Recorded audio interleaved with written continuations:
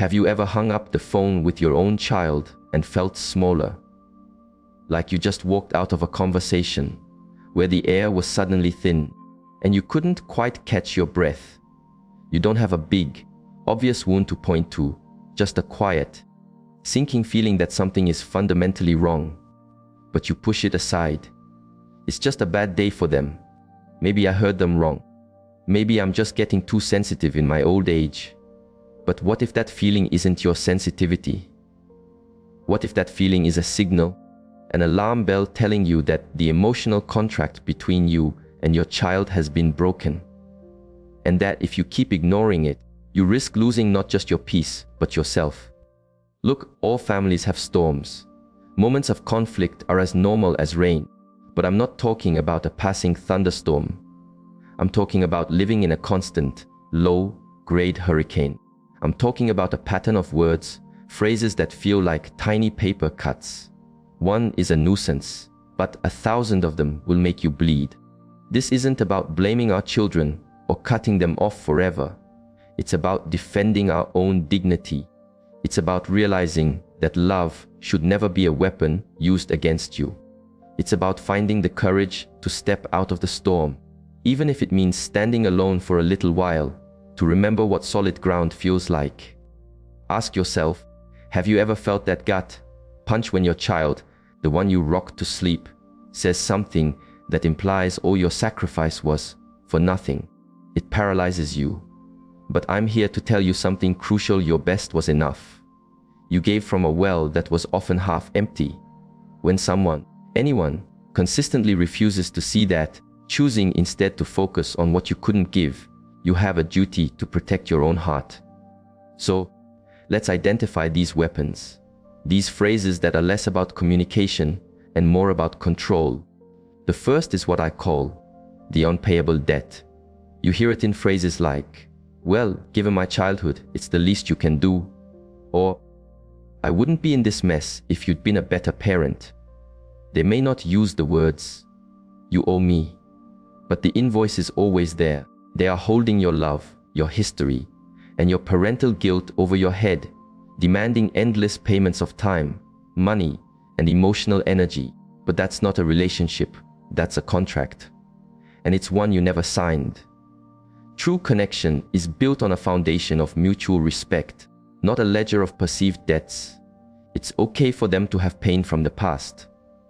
But when that pain becomes a tool to manipulate your present, it's toxic. You don't owe them your retirement.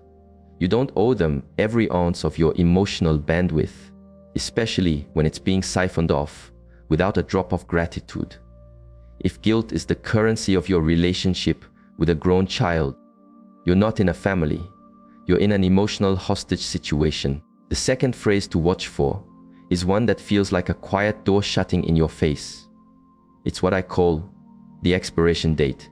They say, things are different now, you just don't get it. This one is subtle.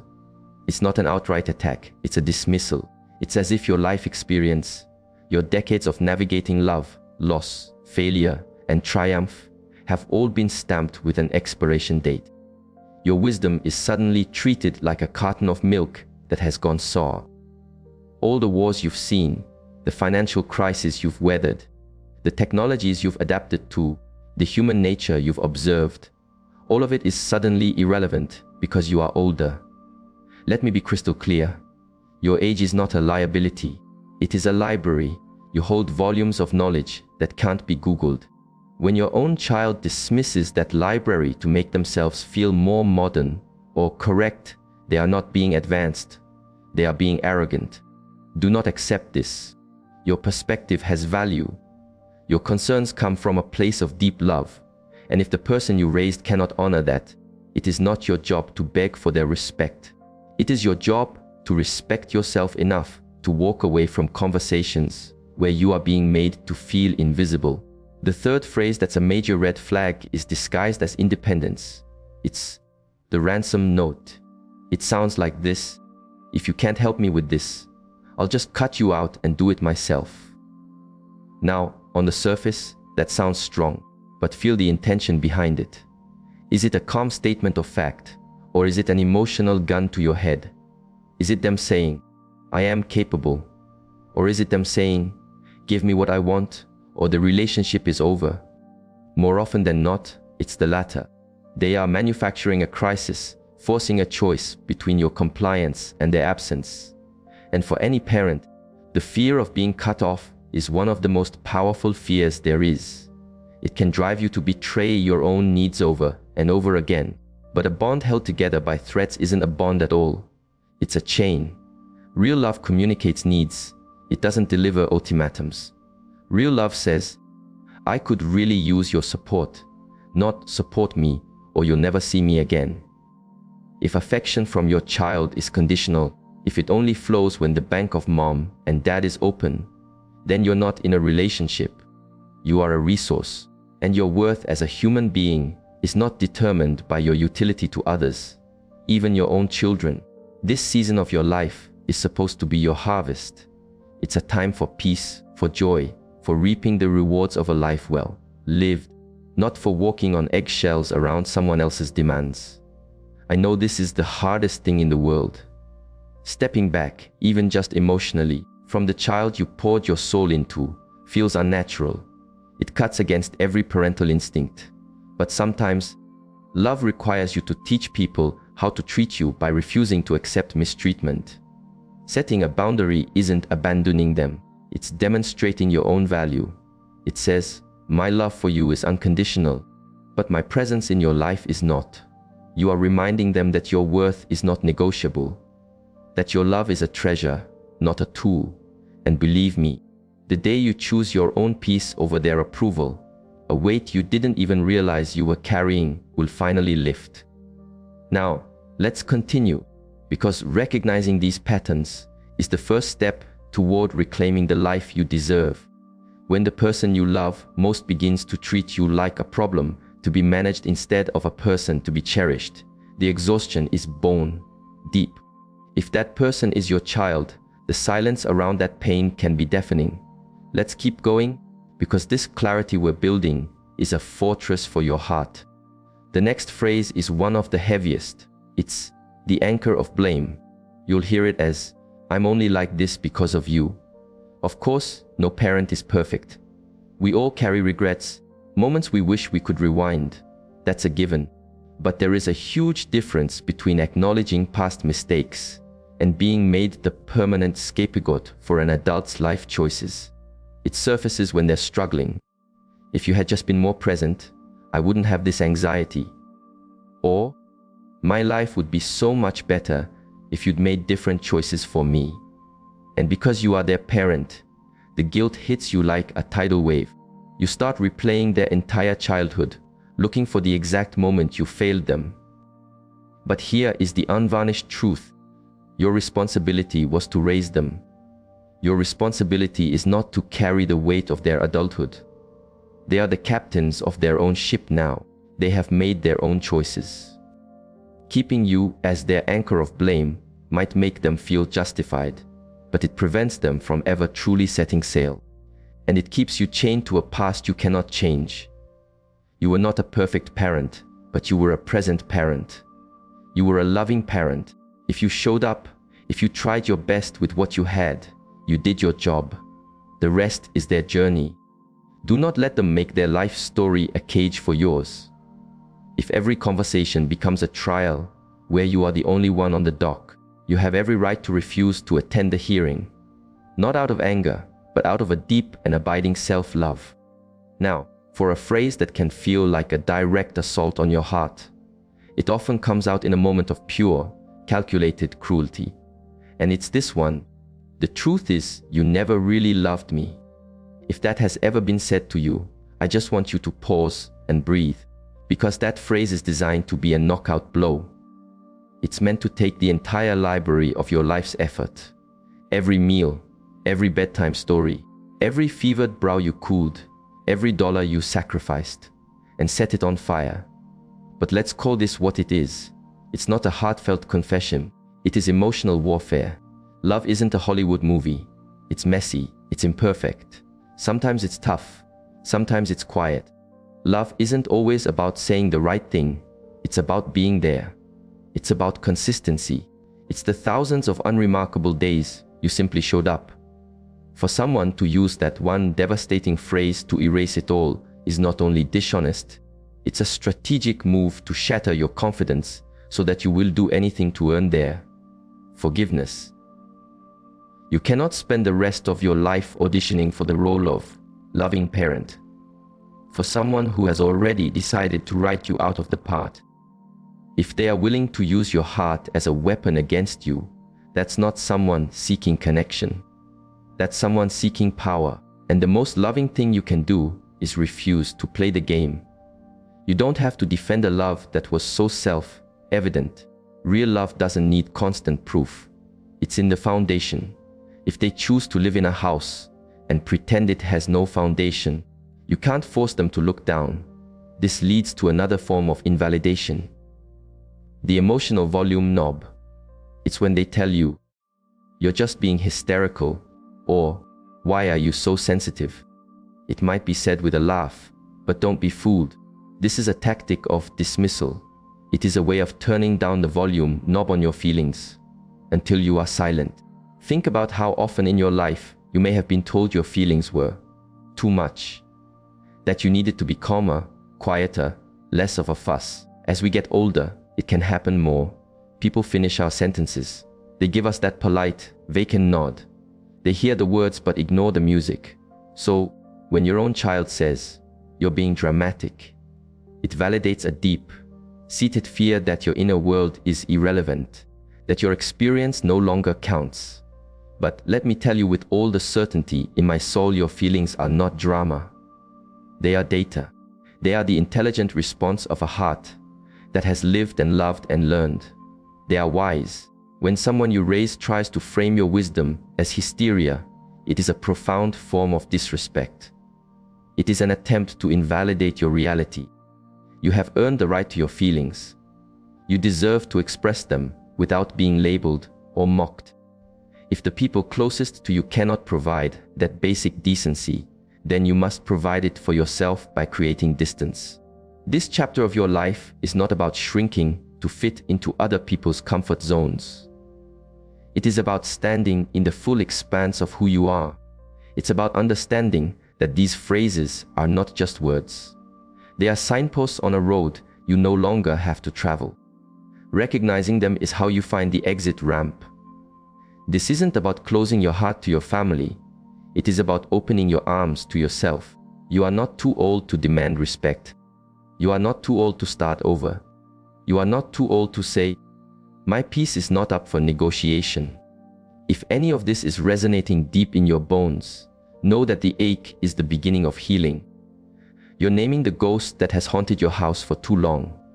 Soon, we'll talk about the last few phrases, the ones that reveal everything about where you need to go from here, with your head held high. Let's finish this, because the clarity ahead is worth the discomfort of this moment. The next phrase we have to look at seems simple, but its power lies in making you feel like an intruder in your own family. It's the mute button. They say, "I didn't ask for your advice." Of course, your adult children have every right to live their own lives and make their own mistakes. You know that. You've made peace with that. But there's a world of difference between, "Thanks, Mom, but I think I've got this," and the cold, sharp shutdown of, "Nobody asked you." That tone doesn't just reject your advice, it rejects your relevance. In that moment, what you hear is that your lifetime of experience, your hard-won lessons, your perspective, it's not just unneeded, it's unwanted. It's an interruption, a nuisance. And that is a uniquely painful thing to feel. It's especially painful because your advice doesn't come from a desire to control. It comes from love. It's an instinct to protect the people you care about most. So when that love is treated like an intrusion, a wall goes up. And that wall doesn't just create distance, it creates loneliness. If your child repeatedly hits the mute button on you, if they make you feel that your acceptance is conditional on your silence, that is not a relationship of equals. That's a dictatorship. And no parent, at any age, deserves to be demoted to a silent observer in their own life story. You are allowed to have a voice. And while they don't have to follow your guidance, a respectful child will at least honor the love from which it came. If they can't do that, then you must ask a hard question. Am I putting energy into a connection that has been disconnected from me? Now for the final, and perhaps most insidious phrase of all. I want to handle this one with care, because it's the one that can make you question your own sanity. It's when your child looks you in the eye and says, "You're the one who needs professional help, not me." There is a context for this, one of genuine concern, but that's rare. Most of the time, this phrase is used as the ultimate trump card. It's a deflection tactic designed to make them escape all accountability. It's what I call the mirror trick. Imagine you are finally gathering the courage to talk about a serious issue. Their behavior, their drinking, the way they speak to you. And instead of listening, they turn it around. You're just projecting. You're the one who seems unstable. Have you thought about talking to someone? It's not care. It is a form of psychological warfare known as gaslighting. It's terrifyingly effective. Because when you are told by someone you love and trust that your perception of reality is wrong, you start to believe it. You start to think, maybe I am crazy, maybe I am the problem. You begin to shrink, to apologize, to doubt your own memories. And that is precisely the goal of emotional control. So let me be your anchor to reality for a moment. Wanting therapy is a sign of strength, but being told you need therapy as a weapon to silence you, to shame you, or to shift the blame, that is a sign of abuse. And because it comes from your child, it hits even harder. They know your insecurities. They know just how to twist the knife. If your conversations consistently leave you feeling confused, disoriented, and doubting what you know to be true, you must protect yourself. You have the right to disengage. You are under no obligation to be emotionally available for someone who is using your mind as a battlefield. If you have stayed with me through all of this, if you've been quietly nodding, feeling that familiar ache in your chest, I want to say something you may not have heard in a long time. You deserve respect, not just the illusion of it, not just basic politeness, real soul-level respect. The kind that values your history, the kind that honors your effort, the kind that acknowledges that without you, they wouldn't be here. I know hearing this has been difficult. It might have opened wounds you thought had scarred over, but acknowledging the pain is not weakness. It's the highest form of courage. It means you are ready to stop being the family's shock absorber. It means you're choosing yourself, not because you love your children any less, but because you are finally remembering to love yourself enough. So what now? You begin by honoring your own reality. You stop telling yourself, it's not that bad, when it is. You give yourself permission to build a fence. That might look like not answering a demanding phone call. It might look like saying no without a long explanation. It might even be a quiet but firm conversation that starts with, "The way you speak to me is no longer acceptable." Perhaps with time and space, they will mature. Perhaps they'll have a change of heart. But even if they never do, you will have chosen self-preservation over self-sacrifice. You will have chosen dignity over drama. And that, my dear friend, is the most profound act of power you can claim in this chapter of your life. You have earned your peace. You have earned your voice. You deserve to live out your years in the sunshine of your own making, surrounded by those who reflect your light, not those who try to extinguish it. If this has spoken to you, please share your own strength in the comments. You have no idea how many others are reading, feeling just as you do. If you found value here, like this video and subscribe to our community. We are here to have the real, honest conversations that empower you to live with strength, peace, and radical self-love. Here's to honoring your journey, protecting your heart, and stepping into your power. You are a person of incredible depth, love, and resilience. You deserve a life that mirrors that truth. I'll see you next time. Stay strong.